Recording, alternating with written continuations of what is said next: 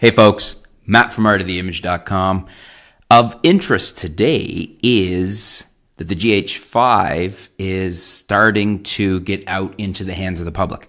It has been shipping in Europe, if not quite yet in the United States, Canada, North America, at least to my understanding. But one of our viewers has been able to get their hands on one and shoot with it. We've got a little mini user review here. This is from the Green Day. That's their YouTube username. He says, thanks for answering my question, Matt. I was actually able to get my hand on a GH5 with pre-production software just yesterday at my local camera store. Okay, so this one is pre-production. And I'll be the first one to admit that I was absolutely wrong when doubting the autofocusing and low light capabilities of the GH5. I was shocked at how well the video autofocus was doing given the reputation that contrast-based detection has.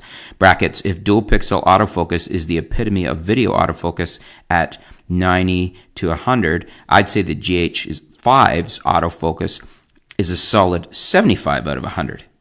To test low light, I convinced them to let me use my own SD card to record 4K at 60 frames per second.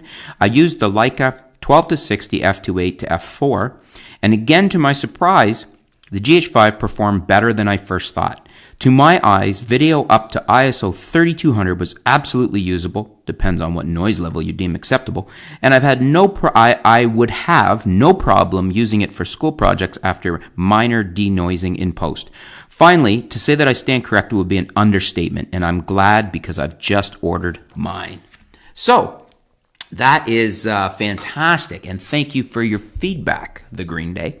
It is basically in line with what I've been saying, and indeed the advice I'd given you when you first wrote in.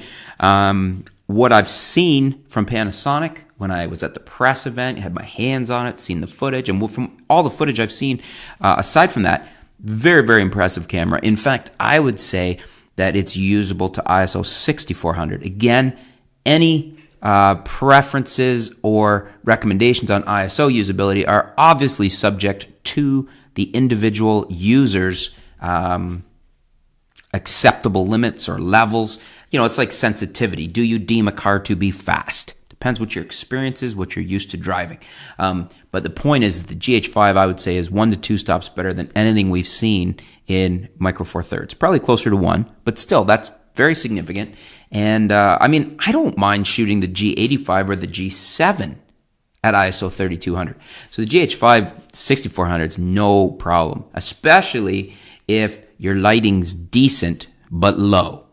By that I mean not spotty lighting from sodium vapor lights or, things where just because you have a low level of lighting doesn't mean the lighting's necessarily bad, it's just low. And then you can add in low plus bad lighting. So thanks very much, the Green Day. Throw that back out to you guys. How do you feel about the initial reports? Are you excited about the low light abilities and the GH5 in general? Do you have one yet? Are you in an area that these are shipping? What are your initial responses? What's your initial feedback, your initial feelings having played with it for a bit? Let us know in the comments below. Love to hear what you're thinking about the GH5. If you have it, what your experience is, let us know. Thanks again to the Green Day, and stay tuned, folks. We'll be back soon here at artoftheimage.com.